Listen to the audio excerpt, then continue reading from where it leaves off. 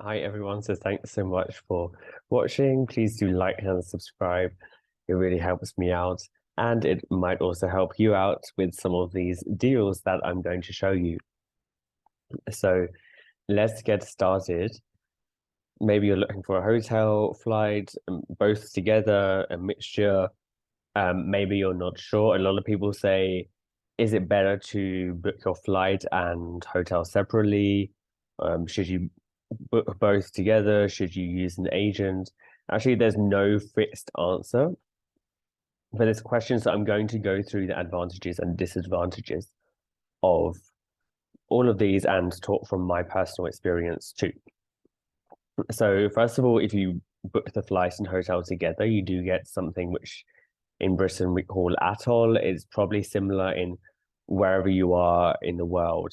That just means you have some protection, like if the airline fails, goes bust, if there's some sort of problem and you or the operator goes bust, like something happens, then you do have protection. You won't just be left stranded. Let's say if the airline went bust and you were already in your destination, you would not need to pay for transport home. It would all be arranged. So that is one advantage to that one. And again, another one, an advantage of working together or using an agent is you're just talking to one person. You're not trying to change the flight and then find the hotel and um, deal with separate people. If you have a good agent or you booked through a good reputable company, then you will just speak to them and they'll arrange things on your behalf or issue any refunds if they were due. Like say if there was another pandemic, hopefully not, but they would be able to do those things for you and make the special requests. Like say you have a preference for the type of room, um, or you have an accessibility need, you prefer certain types of hotels, then they'd be able to do a lot of the legwork for you. So in that scenario, yeah, I would recommend using an agent. But if you're, say, not too fussed about where you travel to and you're quite happy in, say, a two-star hotel or a three-star, you maybe don't have a specific hotel or destination in mind and you already have travel insurance or a credit cards that does give you protection as well. So you're not so um, bothered about that, and you're quite savvy online with booking things yourself. Then that's definitely also an option that you should choose. But you should always look at prices because agents do sometimes have better access to better deals than say the general public do. It really depends on the date, the hotel, the destination. It depends on so many different things. There's not one set answer, so it's good just to check both if you're planning a trip anytime soon. So let's get into it with the three sites. Again, links for all these things, insurance cards will be in the bottom in the description. So, all right. First of all, this last minute. Now, I quite like the deal finder on this. This is quite good if you have a budget and you're looking for a bargain. You'll be able to check here. They do, again, if you book a flight and hotel, it does have atoll protection. You can see there's pretty good deals here. Like Granada, £152 per person. Um, Usually they are based on two sharing. If you're just looking for a hotel or flight, you are also able to do that. They do have Eurostar, and a lot of people don't know about last minute. They have some other more less ordinary trips like bike holidays, as I said, Eurostar flash sales. If you go to more, they also do theatre experiences, all sorts of different things as well. And say if you go to holidays, then as you see here, you've got total protection. The other advantage of putting together is often you just pay a deposit at the time of reservation, then have a payment plan for the rest. So if you're looking to spread that They've got all sorts of types like ski, winter sun, ideas for where to go. Really, like there's all type of holiday here. And they do also have domestic holidays, like British domestic holidays, if you don't want to travel abroad. Also, they do have that. I don't think there's a search function for that, but if you looked in the deal finder or just typed in, then you'd find. So next is Trip.com. Now, the thing that I like about this is it's actually one of the only sites outside of China or in English where you're able to book China trips.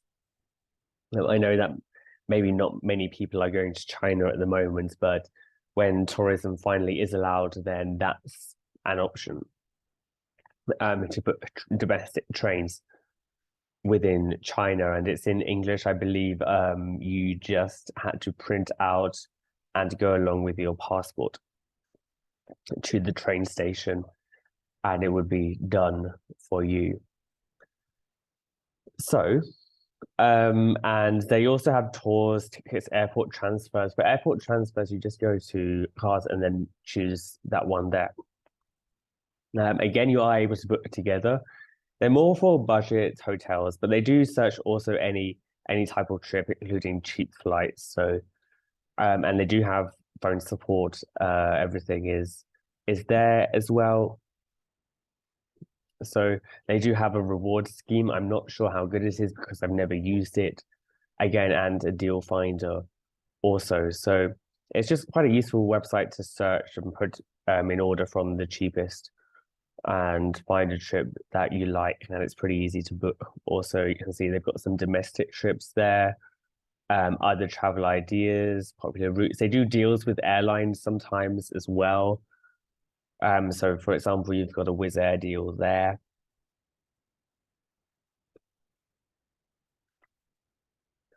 And as I said, they've got a reward scheme as well.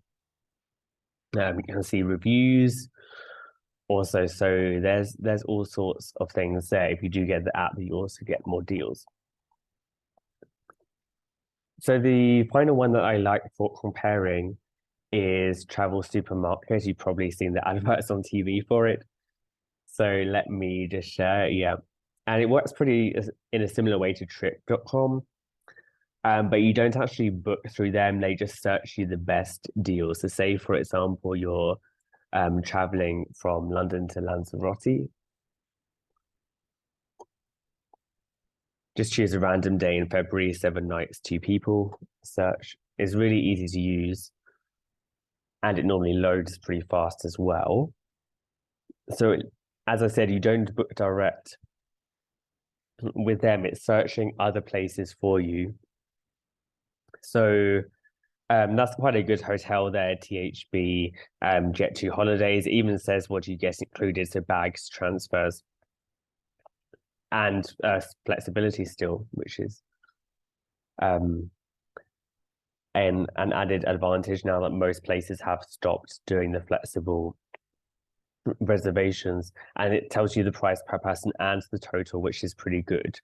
It does have others there as well that are a lot cheaper than that, so you're able to organize it by price if you want.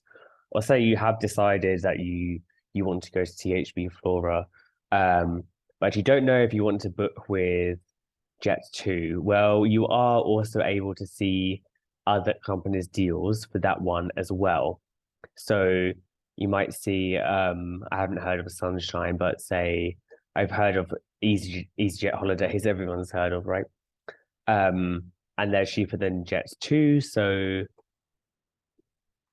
you see they have some variations also of that. Like some have different flight times, different boards. So say self-catering will be the most cheap, and then it's slightly more if you want meals. And then you see the same thing with other hotels. You just compare there, and that's pretty much it. It works pretty much the same for flights. You don't actually book with them. You just get shown all of the deals and then you decide which ones you want. It's pretty easy. You can sort here by resort, what you have included, departure airport. If you have a favorite provider or airline, you're also able to do that. So say you want to view that one, let's see.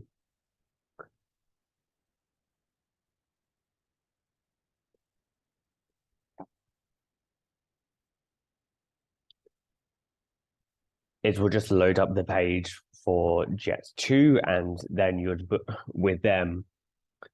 And if you had any questions or problems, you'd phone them directly on their number here. And you see you do get ATOL because it's a flight and hotel together. And the price is the same there. So that's all that you do there. It's pretty easy. You can even phone if you prefer to phone. So those are the 3 best sites that I use for travel. There are some others around, like Flight Center's quite good if you want a real niche or more obscure destination. Maybe you're doing a flight where there's no direct flight, say for example, or there's not many direct flights. Say you're going to somewhere in Africa, Mozambique, South Africa, maybe the Emirates, somewhere a bit more of an obscure destination, or not say destinations where there's many flights every day, like London to Barcelona, for example. Flight Centre are pretty good at putting together. Or if you want to fly to say a more of a town than a big city, or you live somewhere regional and you want a flight that's nearer to you rather than London, then Flight Centre are probably good at giving advice and going through all of the options for you. In terms of other ones, there is obviously, if you prefer EasyJet, then EasyJet's holidays are pretty good because you do get 23-kilogram luggage allowance transfers, and normally some meals, at least breakfast, included in your trip, and the deposit is just £60 per person. So they're also a good one, especially if you live near Gatwick, as many of their departures are Gatwick flights. So they're still a good one. But those are the main 3 that are always worth to check, just to see before you book a hotel whether you really have got the best deal. If you're interested in learning even more about how to save or earn rewards, then see the other video. If not, then thanks very much, and just give this video a like and subscribe, and I'll be back soon with another video.